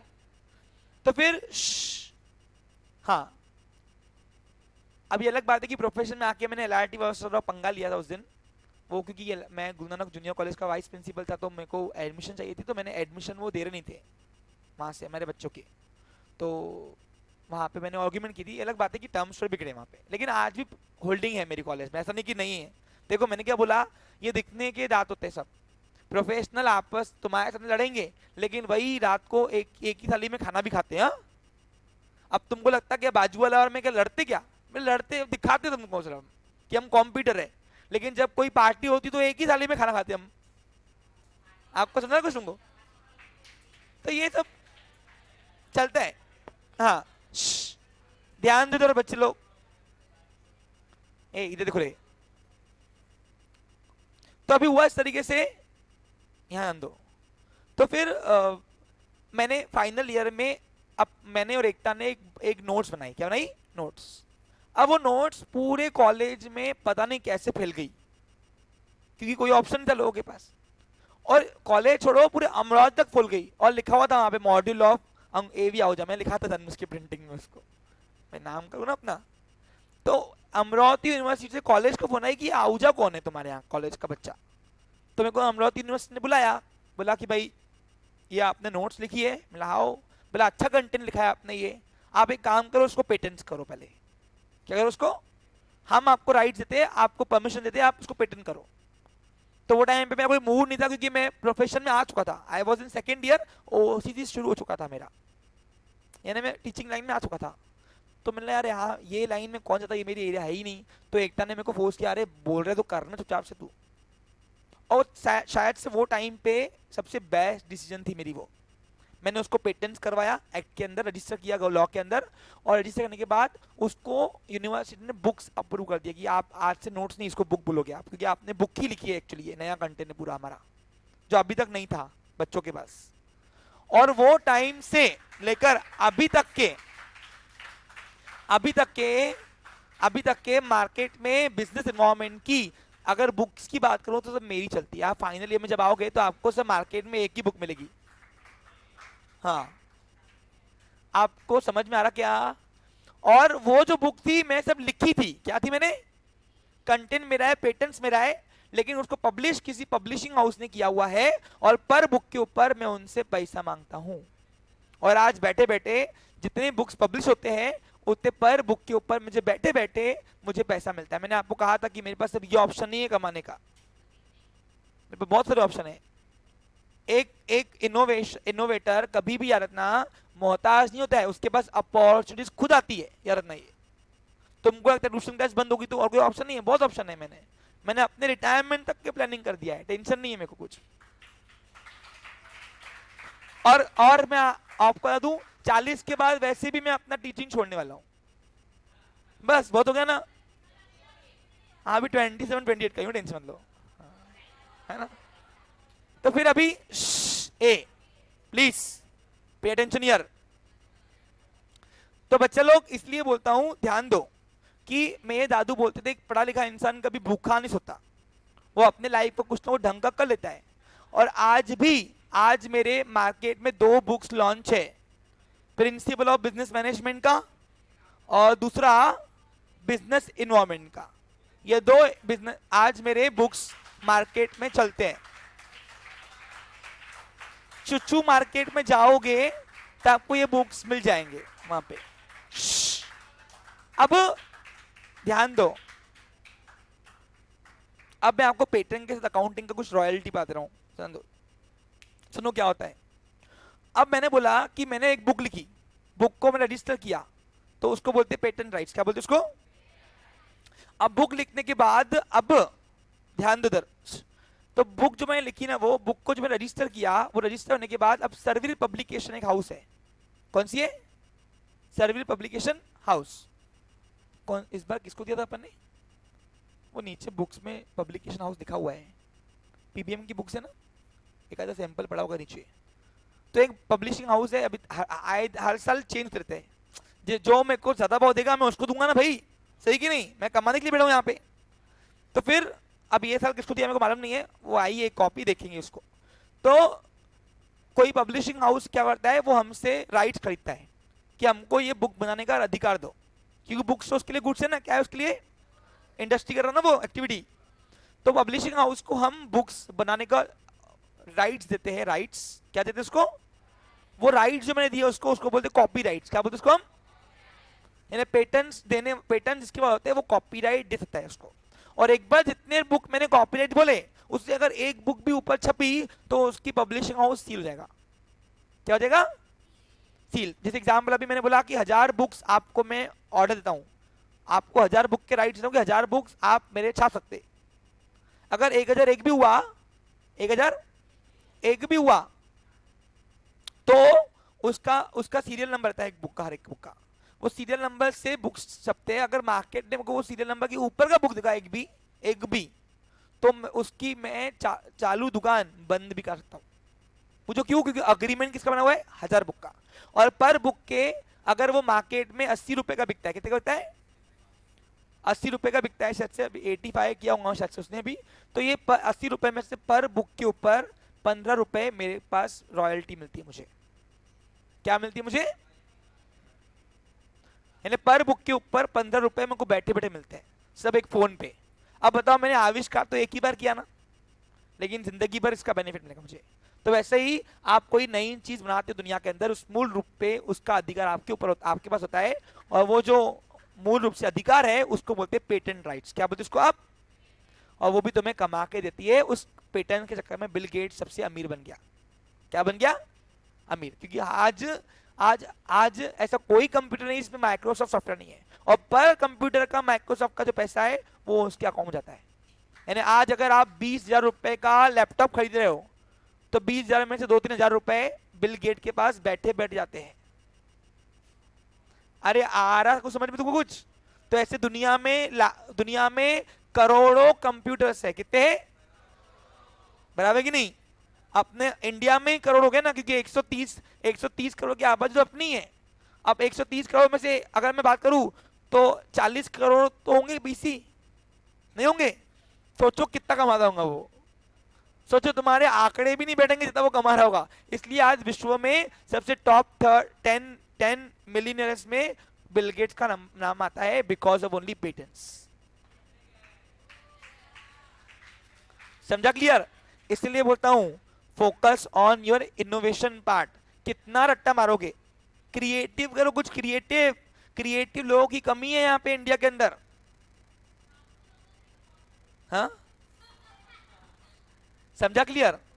अब बताओ पेटेंट्स कैसे तुम्हारी एसेट, समझा आपको? But it is invisible, it can be measure in term of money. आज मुझे बैठे बैठे रॉयल्टी क्या होता है, रॉयल्टी जो देता ना वो अपनी बुक में रॉयल्टी नाम लिखता है। जैसे जो पब्लिकेशन हाउस मेरे को पर बुक के ऊपर 15 रुपए देगी ना मेरे पेटेंट्स के लिए, वो अपनी बुक में रॉयल्टी लिखेगी। क्या लिखेगी वो? हाँ, जो उसका एक्सपेंस है, क्या है उसका वो। समझा आपको? क्लियर? समझा?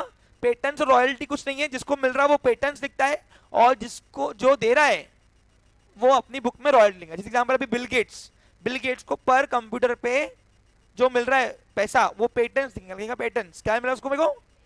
लेकिन लेकिन लेकिन लेकिन जो दे रही है कंप्यूटर कंपनियां वो अपनी बुक में रॉयल्टी नाम लिखेगी। Clear picture? तो पेटेंट्स देने वाला जो होता है वो रॉयल्टी होता है, और जिसको मिल रहा है वो पेटेंट्स राइट्स मिलते हैं।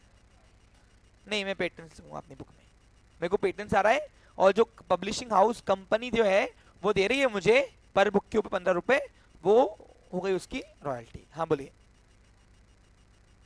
इनोवेटर, भाई मेरा भाव चलेगा ना भैया? ये रॉयल्टी नाम है सब, क्या ये नाम? पेटेंट्स का अपोजिट रॉयल्टी। अरे देने वाला अपनी बुक में नाम लिखता है, रॉयल्टी दे रहे, और लेने वाला क्या लिखता है? पेटेंट्स। आपने कोई सिस्टम बनाया, क्या बनाया आपने? तो आप उसको भी रजिस्टर कर सकते हो। अरे आ रहा कुछ नहीं? इवन आपने कोई नई बनाने की प्रोसेस बनाई, शॉर्टकट प्रोसेस, तो उसको भी आप रजिस्टर कर सकते हो। यानी पेटेंट्स आपको सबके मिलते हैं, कोई भी इनोवेशन के। Clear picture? लेकिन वो इनोवेशन आपका 60 to 70% सिमिलर नहीं होना चाहिए, कुछ नया होना चाहिए। क्या चाहिए? नया। अगर 70% अलग है तो आपको वो राइट्स मिल जाएंगे। अब जो मैंने बुक लिखी पहली बिजनेस इन्वायरमेंट की, वो इजीली हो गई थी, लेकिन पीबीएम की बुक्स में मेरे को पेटेंट्स मिल रहे नहीं थे। कम से कम मेरे को बहुत हेल्प आटे करने पड़े उसके। क्यों हेल्प आटे करने पड़े पूछो? क्योंकि सिमिलर हो रही थी, बहुत सारी ऑथर्स बहुत सारे थे वहाँ पे, तो वो गवर्नमेंट बोल रही थी कि ये सिमिलर कंटेंट है, ये सिमिलर कंटेंट है। मैं उनको बात होता है नहीं, ये नया इनोवेशन है, ये नया लैंग्वेजेस है, मना कर रहे थे। फिर आखिर में उसको बदला बदला के 3-4 लोगों ने मिलके बनाया हमने, और वो बुक्स में लिखा हुआ है। मेरी फर्स्ट टॉपर थी रिया रोएडा। रिया रोएडा असिस्ट किया मेरे को। रिया निरंकारी मैडम थी, तुम्हारे को इकोनॉमिक पढ़ाती थी पहले, अभी वो मैरिड हो गए उनके, तो वो भी उन्होंने मेरे को असिस्ट किया पूरे लैंग्वेज सिस्टम में। उसके बाद टाइपिंग के लिए प्रिया नाशानी मैडम थी, उन्होंने पूरा टाइपिंग किया अच्छे से, ड्राफ्टिंग पूरा उनका है एक्चुअली, फॉर्मेट क्या चाहिए, डायग्राम क्या चाहिए। जैसे 3-4 लोगों की टीम ने मिलकर वो बुक बनाई हुई है। क्योंकि बिजनेस इन्वायरमेंट तो अकेले पास हो गई मेरी, क्योंकि कंटेंट नहीं था, लेकिन पीबीएम का कंटेंट कॉपी पेस्ट के नाम से आ रहा था, तो इसलिए वो थोड़ा बदलना पड़ा, और पूरा रिप्लेसमेंट करने के बाद जाके हमने उसको आके लॉन्च किया। मेरा नाम है, ऑथर का नाम मेरा है ऊपर, लेकिन नीचे को ऑथर्स का नाम दिया हुआ है। पीछे को ऑथर्स का नाम दिया मैंने। देखो मैं अकेला क्रेडिट खाने वाला नहीं हूं, रेवेन्यूज मेरे पास ही आती है, लेकिन उनका नाम है सर। उनको पूछा था रेवेन्यू चाहिए क्या, आप बोलते नहीं सर। Clear picture?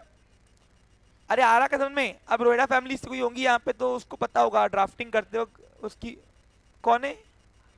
हाँ, इसकी सिस्टर ही है। यस, वो आज तक की सबसे one of the best student की कैटेगरी में आती है रिया। और वो लड़की सिर्फ अकेले खुद नहीं बढ़ी, पूरे क्लास को साथ में बढ़ाया उसने।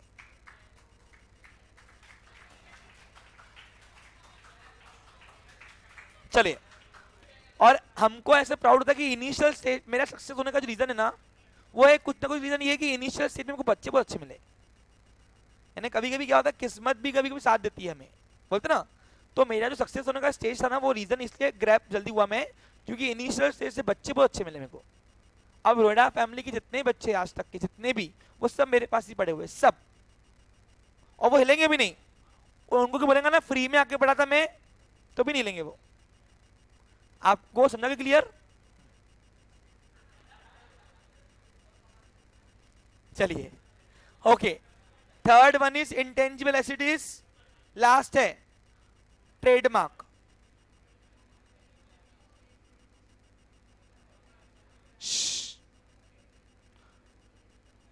लिखिए, बाकी एसिड सब दिखती है, लेकिन ये तीन जो एसिड्स जो है वो दिखती नहीं है। What is trademark? सुन लीजिए, सुन लीजिए।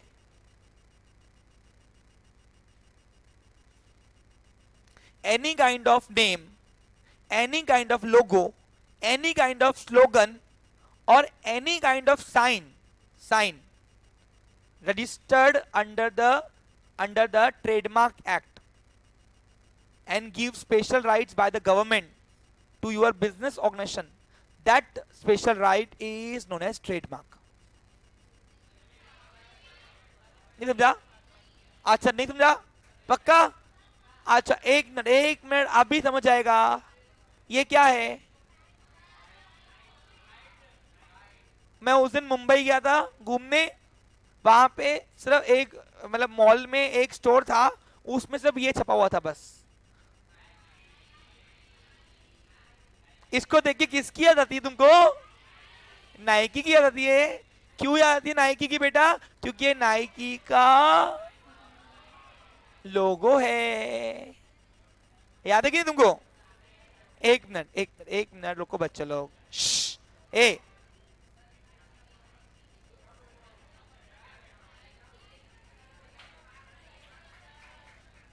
रुको ना भाई।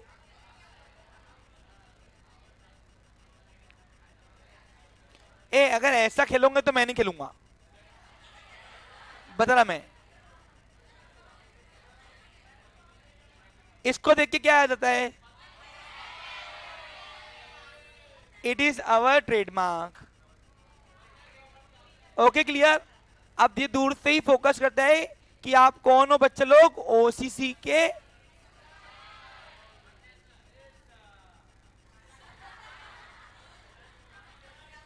क्लियर? क्लियर? तो ये रजिस्टर्ड है, ये ट्रेडमार्क है हमारा। अब ये ट्रेडमार्क्स जो है हर एक का अपना अपना होता है। आप सिर्फ कोई भी लोगों को ट्रेडमार्क नहीं बोलोगे, even your name, your firm name is your trademark also. If आपने अगर उसको रजिस्टर कराया तो आपस में बात करोगे तो मैं शॉर्टकट ले लूंगा। देखो, एक ट्रेनर का शॉर्टकट लॉन्ग कट वो स्टूडेंट के डिपेंड होता है। मेरे पास दो रास्ते, शॉर्टकट भी घुमा लूंगा तो घुमाना नहीं पड़ेगा, क्योंकि तुमको क्या पता, तुमको तो उतना ही इतना दुनिया हम दिखाते हैं तुमको। सही कि नहीं? शांत बैठो फिर। हाँ, तो इट इज अवर ट्रेडमार्क। क्या है अपना? हाँ, तो सुनो, जब भी आप कोई स्लोगन, कोई लोगो, कोई कोई साइन, ये सब आप जब रजिस्टर करते हो, रजिस्टर तो उसको बोलते हैं, बोलो क्या? ट्रेडमार्क। जैसे एग्जांपल अभी देखो, हमारा लोगो कुट्टे गिला। ए रुको रे भाई, इतने फोल्डर हो गए, एक तो दिखते भी नहीं। हाँ,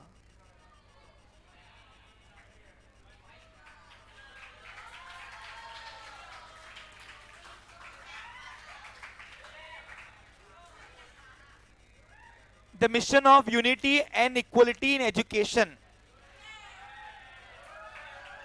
it is also our slogan and it is registered. Okay, so it is also our trademark. क्या है अपना? Philips innovation and you, it is also slogan of Philips.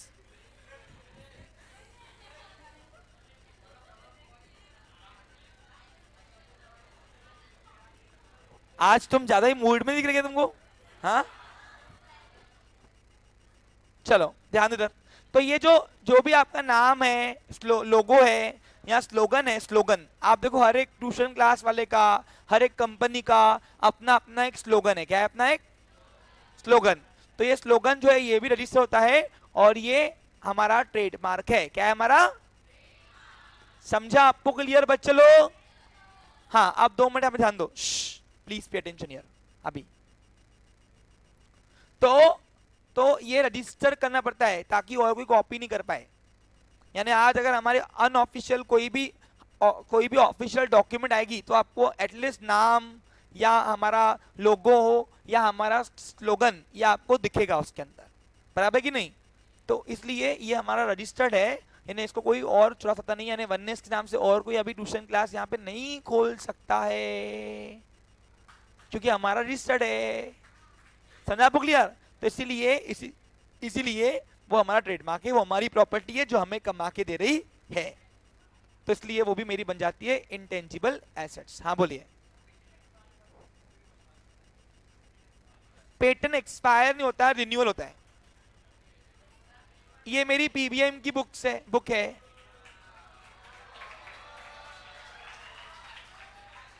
इसमें पीछे डिसेंट का भी नाम है। अरे क्या हुआ था बता रहा हूं, जिस वक्त ये लिखी गई थी ना बुक, उस वक्त वो सामने वाला पर्सन मेरे को बच्चे भेजता था। अरे भाई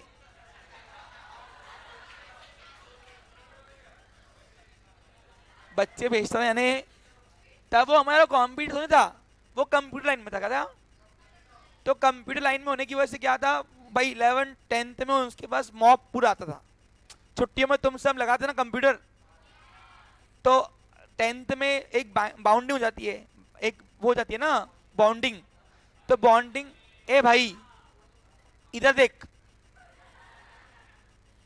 तो बॉन्डिंग होने की वजह से क्या था, 11th में उसको कोई एरिया था ही नहीं पहले, तो हम दोनों का गठबंधन चलता था, गठबंधन। अब जो था वो था। तो मैंने बुक लिखी थी, पीछे अपनी कोचिंग की मार्केटिंग कर ही रहा था मैं, इधर ही रहा। आगे पब्लिशर ने बोला सिर्फ आपका नाम बुक का नाम चाहिए और ऑथर नेम, बस। बाकी पीछे का मैंने बोला था कि मैं अपना ब्रांडिंग ऐड करूंगा, तो मैंने वननेस कॉमर्स लिखा था। तो मैंने बोला था सर आपका भी डाल दे रहा हूँ, बोला ठीक डाल दे, तो नीचे उनका भी डाला था मैंने, इधर छोटा था। अब अग्रीमेंट बना था तो उसको तोड़ सकते नहीं है अभी, तो इसलिए चला रहे, कोई इशू नहीं है। बट मुझे कोई आपत्ति नहीं है। अरे मुझे कोई आपत्ति है ही नहीं, पूछो क्यों?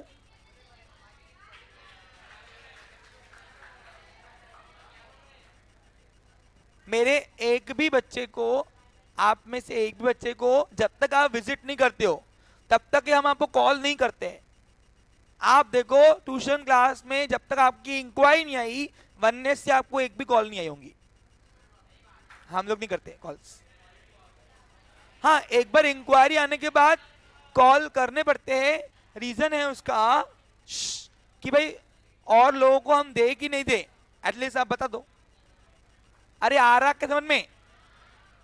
यहां ध्यान दो। तो ये अपना, ये देखो, ये यहां पे मैंने लिखा हुआ है पेटेंट्स के बारे में, सुनो। हाँ पढ़ के सुना रहा, कहा है पीछे लिखा हुआ है ना, पढ़ रहा हूं, ध्यान दो। ए नालायको, ऐसा रहेगा तो पढ़ाऊंगा नहीं मैं आज के बाद। हाँ मिल सकती है, देख ले।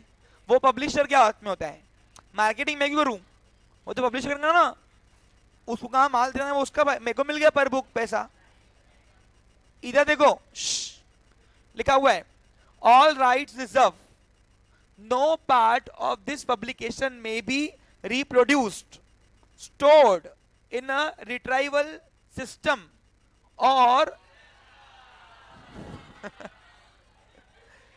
or transmitted in any form or by any means, electronical, mechanical, photocopying, recording or otherwise without the prior written permission of the publisher.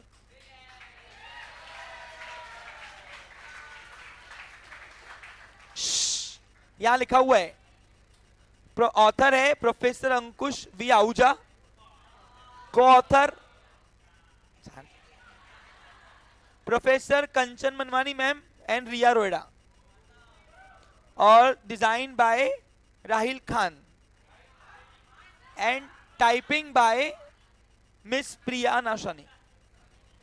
आज भी ये बुक्स जब जाती है मार्केट में तो सिर्फ अकेला मेरा नाम नहीं होता है, ये पूरा डिजाइन जो है ना ये हमारे डिजाइनर ने बनाया हुआ है।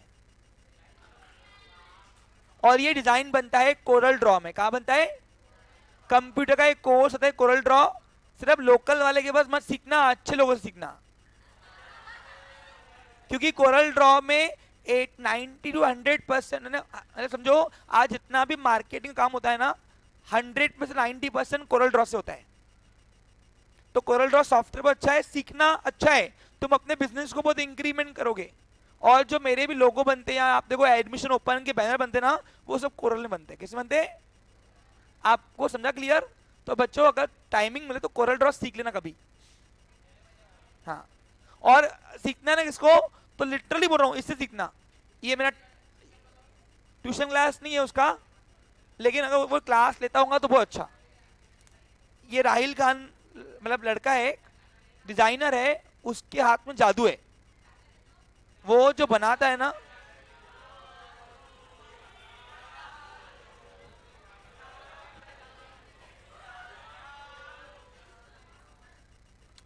बच्चे आ गए क्या नीचे? अब लास्ट कंक्लूजन, ट्रेडमार्क कैसे एसेट है वो मैं आपको बता रहा हूं। क्यों एसेट है? तो मैंने आपको एसेट की मीनिंग क्या बताई है? हर वो चीज जो तुम्हें कमा के देती है वो तुम्हारी एसेट है। तो ट्रेडमार्क तुम्हें कमा के देता है। कैसे? सुनो, ध्यान दो, आप ट्रेडमार्क इसको बेच सकते हो। कैसे? सुनो, ध्यान दो। देखो first example, oneness commerce classes के नाम से हमारी अकोला में क्लास चलती है। नाम क्या है हमारा? ट्रेडमार्क। लोगो क्या है हमारा? ट्रेडमार्क। याद रहेगा आज के बाद? हाँ सुनो, अब मैंने अपना नाम वगैरह रजिस्टर कर दिया ट्रेडमार्क एक्ट के अंदर। अब मेरी ट्यूशन क्लास अकोला में बहुत फेमस हो गई, था वो चल रही अच्छी, अज्यूम करो। अब चल रही तो क्या हुआ, अब सार्थक रहता है कहां पे? मलकापुर में। ध्यान दो भाई, ए कैसे कमाता है सुनो।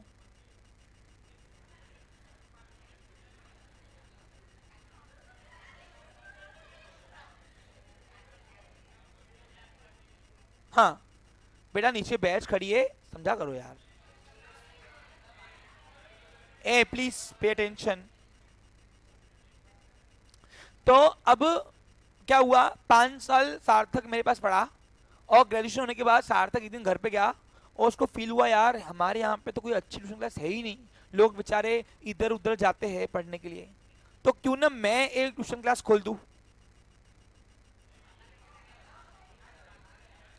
लेकिन उसने दूसरा ही पर सोचा अगर मैं खोलूंगा तो कोई आएगा ही कौन, नया नवेला हूं, बराबर कि नहीं। तो क्या हुआ, उसने मेरे यहाँ पास आया और चर्चा की कि सर मुझे आपसे बात करनी है। बोला आजा मेरे ऑफिस में। वो आया मेरे ऑफिस में और बोला सर मुझे ना ट्यूशन क्लास खोलनी है मलकापुर में। बहुत अच्छा है खोल, क्योंकि यहाँ बेचारे आते बच्चे हो, इसी बने वहां तो पढ़ेंगे, खोल अच्छा है खोल खोल। बस लेकिन प्रॉब्लम है ना। बोल प्रॉब्लम क्या है? वैसे मेरे को वननेस के नाम से खोलना है। तो मैंने पूछा ऐसा क्यों भाई? मैंने उससे पूछा ऐसा क्यों? तो उसने बोला सर देखो मैं अपने नाम पे खोलूंगा तो कोई नहीं आएगा, लेकिन वननेस कॉमर्स क्लास के नाम से खोला तो लोगों को पता है कि वननेस कॉमर्स क्लास कुछ तो भी है, तो एटलीस्ट कुछ तो आएंगे लोग भाई। यहाँ पुरानी क्लास है, यही ब्रांच सर की सेकंड खुली होंगी लगता है। तो मैंने बोला वाह वाह सार्थक, ये तो बहुत अजीब और गरीब कर रहा तू तो काम। मैंने बोला नाम मेरा, मेहनत मेरी और मलाई तेरी, यानी मेहनत हमने किया, बराबर कि नहीं, नाम हमने कमाया और मलाई तू खाएगा रेडीमेड, ये तो खराब काम हो गया ना भैया। तो बोला सर मैं ऐसा नहीं बोल रहा हूं, आप अपना कंटेंट दो, आप अपना नाम दो, पर बच्चे के ऊपर आपको रॉयल्टी मिलेगी।